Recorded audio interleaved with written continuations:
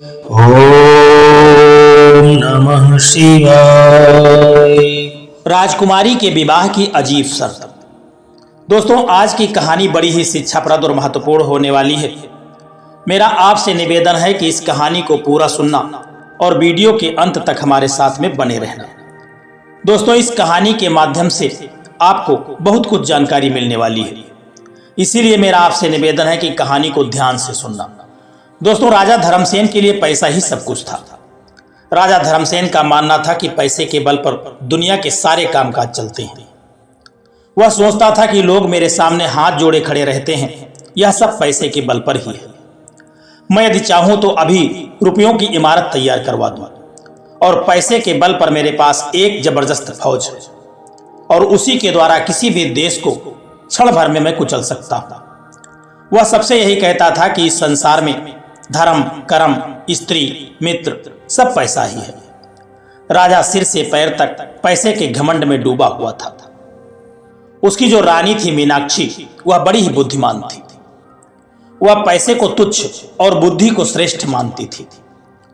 रानी मीनाक्षी की चतुराई के कारण ही राज्य के सारे कामकाज जो थे वह सभी सुचारू रूप से चल रहे थे। रानी का मानना था कि दुनिया में पैसे के बलबूते उतनी तरक्की नहीं की जा सकती है जितनी बुद्धि के बल पर की जा सकती है। रानी की सोच और राजा के सोच में बड़ा अंतर था, लेकिन राजा धर्मसेन के सामने साफ बात कहने में रानी को संकोच हुआ करता था। एक दिन की बात है कि राजा ने पूछा कि प्रिय रानी, सच सच बताना कि दुनिया में पैसा बड़ा है या बुद्धि? रानी मीनाक्षी राजा की बात सुनकर के असमंजस में पड़ गई। रानी विचार करने लगी कि सत्य कड़वा होता है। राजा की नजरों में पैसे का जो महत्व है उसे वह अच्छी तरह से जानती थी। कुछ तो जवाब देना ही था। वह बोली कि महाराज, यदि आप सच पूछना चाहते हो तो मैं बुद्धि को बड़ा समझती हूं, क्योंकि बुद्धि से ही पैसा आता है और बुद्धि से ही सारे काम चलते हैं। यदि व्यक्ति के पास बुद्धि न हो तो सारे खजाने जो भरे हैं वो भी लूट जाते हैं। उसका सारा राजपाट चौपट हो जाता है।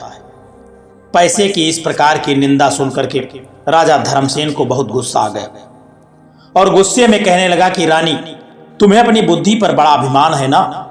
मैं देखना चाहता हूं कि तुम बिना पैसे के बुद्धि के सहारे कैसे काम चलाती हो। इतना कह करके राजा धर्मसेन ने रानी मीनाक्षी को नगर के बाहर एक मकान दे दिया रहने के लिए और उसकी सेवा के लिए 2 नौकर भेज दिए और खर्च करने के लिए तो 1 पैसा भी नहीं दिया और न किसी को कोई सामान दिया। रानी ने जो जेवर पहन रखे थे राजा धर्मसेन ने उसे भी उतरवा लिया। रानी मन ही मन विचार करने लगी कि मैं एक दिन राजा को दिखा दूंगी कि इस संसार में बुद्धि भी कोई चीज है, पैसा ही सब कुछ नहीं है। राजा को एक न एक दिन तो मानना ही पड़ेगा कि बुद्धि सबसे बड़ी होती है। नए मकान में पहुंच करके रानी ने नौकर से एक ईंट मंगवाई और उसे एक सफेद कपड़े में लपेट करके ऊपर से अपने नाम की एक मुहर लगा दी और फिर नौकर को देते हुए कहा कि तुम मेरी इस धरोहर को यहाँ का जो सबसे बड़ा सेठ है उसके पास ले जाओ और उस सेठ से कहना कि रानी मीनाक्षी ने यह धरोहर भेजी है और 25,000 रुपये मांगे हैं। कुछ दिनों में तुम्हारा जो पैसा है वह सूद समेत वापस लौटा दिया जाएगा और यह धरोहर वापस ली जाएगी। वह नौकर उस सेठ के यहाँ पहुंचा। धरोहर पर रानी के नाम की मोहर देख करके सेठ समझ गया कि इसमें कोई कीमती सामान है। उसने 25,000 रुपये चुपचाप नौकर को दे दिए। वह जो नौकर था रुपये लेकर के रानी के पास पहुंच गया। रानी ने इन रुपयों से अपना व्यापार शुरू कर दिया।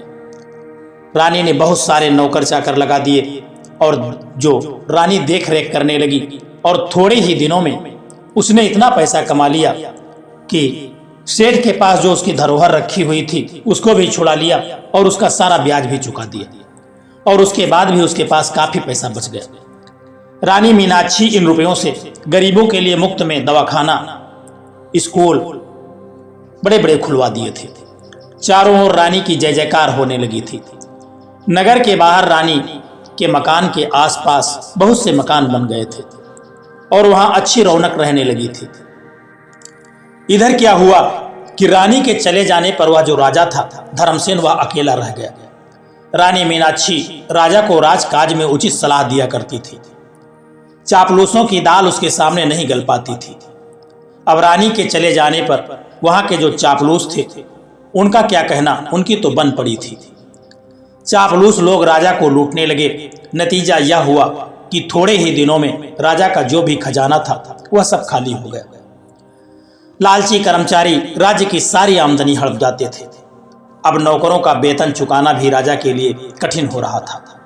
राज्य की इस तरह की दशा देख करके राजा घबरा गया और अपना मन बहलाने के लिए अपना राजकाज जो था वह मंत्रियों को सौंप करके घूमने के बहाने निकल गया।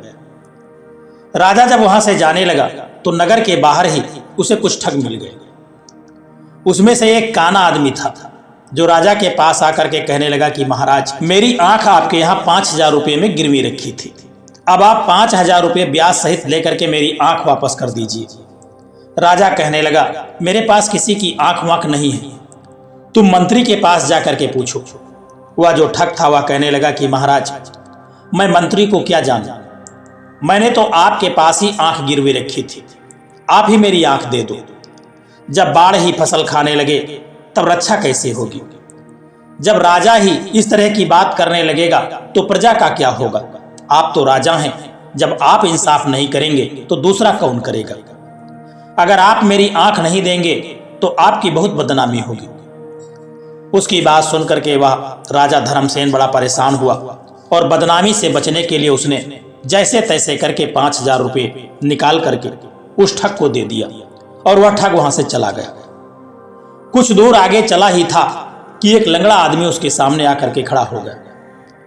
पहले ठग के समान वह भी कहने लगा कि महाराज, मेरा एक पैर आपके यहां गिरवी रखा था, रुपये लेकर के मेरा पैर आप मुझे वापस कर दीजिए। राजा ने उसे भी रुपये देकर के विदा कर दिया। इस प्रकार रास्ते में राजा को कई ठग मिले और राजा से रुपये ठगते चले गए। जो कुछ रुपया पैसा राजा वह साथ में लाए थे वह सब ठगों ने रास्ते में ही लूट लिया। वह खाली हाथ राजकुमारी चंद्रकांता के देश में पहुंच गया। राजकुमारी चंद्रकांता ने प्रतिज्ञा की थी कि जो आदमी मुझे जुए में हरा देगा उसी के साथ मैं विवाह करूंगी। राजकुमारी चंद्रकांता बहुत ही सुंदर थी और बुद्धिमान भी थी। दूर दूर से लोग उसके साथ जुआ खेलने के लिए आते थे और हार करके जेल की हवा खाते थे। सैकड़ों ऐसे लोग थे, सैकड़ों राजकुमार थे जो राजकुमारी चंद्रकांता की कैद में पड़े हुए थे। मुसीबत के मारे यह राजा धर्मसेन भी उसी देश में आ पहुंचा। राजकुमारी चंद्रकांता की सुंदरता की खबर उसके कानों में पड़ी तो उसके मुंह में भी पानी भर आया। राजा धर्मसेन की इच्छा राजकुमारी चंद्रकांता के साथ विवाह करने की हो गई। राजकुमारी चंद्रकांता ने महल से कुछ दूरी पर एक कोठी बनवा दी थी। विवाह की इच्छा से आने वाले लोग उसी कोठी में रुक जाया करते थे। राजा भी जाकर के उसी कोठी में पहुंच गया। पहरेदारों ने तुरंत राजकुमारी चंद्रकांता को खबर दी और थोड़ी ही देर के बाद एक कबूतर उड़ करके आया और राजा की बांह पर जाकर के बैठ गया। उसके गले में एक चिट्ठी बंधी हुई थी। उस चिट्ठी में विवाह की शर्तें लिखी हुई थी। अंत में यह भी लिखा था कि अगर तुम जुए में हार गए तो तुम्हें जेल की हवा खानी पड़ेगी। राजा ने जब चिट्ठी खोल करके पढ़ा तो उसे अपने जेब में रख ली और थोड़ी देर के बाद राजा को राजकुमारी चंद्रकांता के महल में बुलवाया गया। राजा और राजकुमारी के बीच में जुआ शुरू हुआ और राजा जुए में हार गया। शर्त के अनुसार राजा को जेल भेज दिया गया। राजा के नगर छोड़ करके चले जाने का समाचार जब रानी मीनाक्षी को मिला तो उसे बड़ा दुख हुआ। राजा का पता लगाने के लिए वह भी परदेश को निकल पड़ी। कुछ ही दूर चली थी कि वही पुराने ठग फिर से आकर के रानी मीनाक्षी को भी मिल गए। सबसे पहले वही काना व्यक्ति आया और कहने लगा कि महारानी जी, आपके पास मेरी आंख 5,000 रुपये में गिरवी रखी हुई थी, ब्याज सहित रुपये ले लो और मेरी आंख मुझे वापस कर दो। रानी ने कहा कि अपनी ये वाली आंख मुझे दे दो और इसके तौल में जो आंख होगी वही तुम्हें दे दी जाएगी। रानी का जवाब सुन करके ठग को नानी याद आ गई। वह बहुत घबरा गया और रानी बोली, देर मत करो, दूसरी आंख जल्दी निकालो, उसी के तौल की आंख तुमको दे दी जाएगी। ठग हाथ पैर जोड़ करके माफी मांगने लगा और बोला, महारानी जी, मुझे आंख वाँख कुछ नहीं चाहिए, मुझे जाने की आज्ञा दे दीजिए। रानी कहने लगी कि नहीं, मैं किसी की धरोहर अपने पास रखना नहीं चाहती। यह उचित भी नहीं है कि दूसरे की धरोहर काफी दिनों तक अपने पास रखी जाए।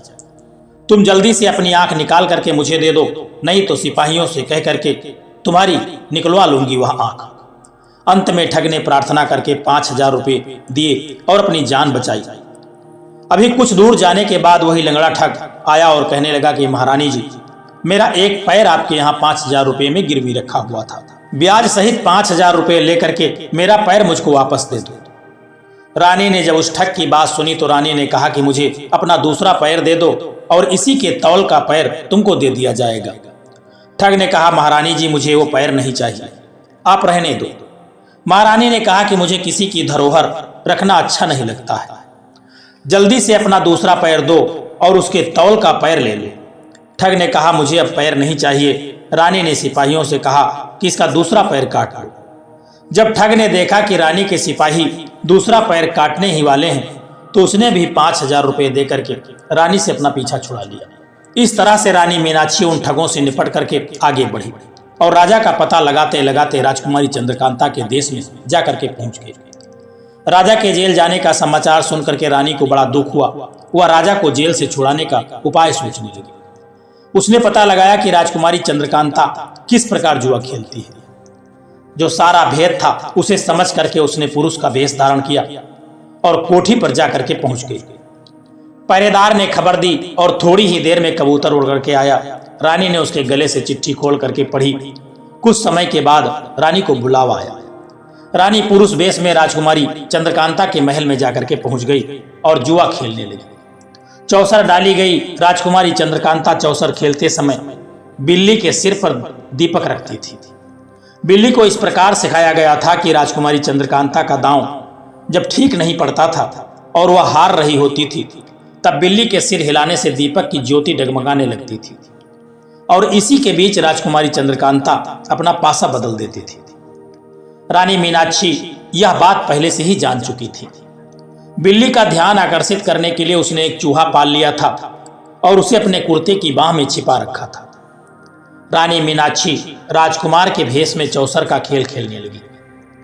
खेलते खेलते राजकुमारी चंद्रकांता जब हारने लगी तब उसने बिल्ली को इशारा किया। रानी जो थी मीनाक्षी वह पहले से ही सजग थी। इससे पहले ही उसने अपनी आस्तीन से वह चूहा निकाल करके बाहर रख दिया। बिल्ली की निगाह अपने शिकार पर जम गई। राजकुमारी चंद्रकांता के इशारे का उस चूहे पर कोई असर नहीं हुआ। राजकुमारी चंद्रकांता के बार बार कहने पर भी बिल्ली टस से मस नहीं हुई और राजकुमारी चंद्रकांता हार गई। यह खबर तुरंत सारे नगर में फैल गई। राजकुमारी के विवाह की तैयारियां होने लगी। रानी मीनाक्षी कहने लगी कि विवाह तो शर्त पूरे होते ही हो गया, रहा फेरे पड़ने का दस्तूर, वह घर चल करके पूरा कर लिया जाएगा, वहीं से धूमधाम के साथ शादी की जाएगी।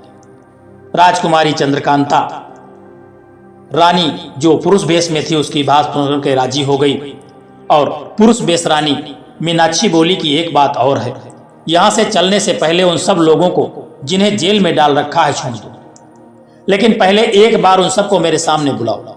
कैदी सामने लाए गए। हर एक कैदी की नाक छेद करके कौड़ी पहनाई गई थी। सबके हाथ में कोल्हू हाँकने की हकनी थी और इन्हीं कैदियों के बीच रानी के पति भी थे। रानी ने जब उनकी दशा देखी तो उसका जी भर आया। उसने अपने मन के भाव को तुरंत छिपा लिया। सभी कैदियों की नाक से कौड़ी निकाली गई।